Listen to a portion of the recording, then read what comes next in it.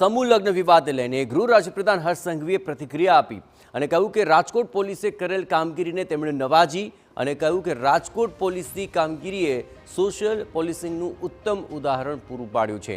ગૃહ વિભાગની સૂચના પહેલા જ રાજકોટ પોલીસના કોન્સ્ટેબલથી લઈને ડીસીપી સહિતના અધિકારીઓ ઘટના સ્થળે પહોંચી 6 જોડાઓના લગ્ન કરાવ્યા। અમને ખેદ છે કે તમામ જોડાઓના લગ્ન વિધિ અમે ન કરાવી શક્યા। રાજકોટ પોલીસની ભૂમિકા અને કાર્યવાહીની હર્ષ સંઘવીએ સરાહના કરી। સમૂહ લગ્નના આયોજકો વિરુદ્ધ ગંભીરતાથી તપાસ કરી કડકમાં કડક કાર્યવાહી કરવામાં આવશે।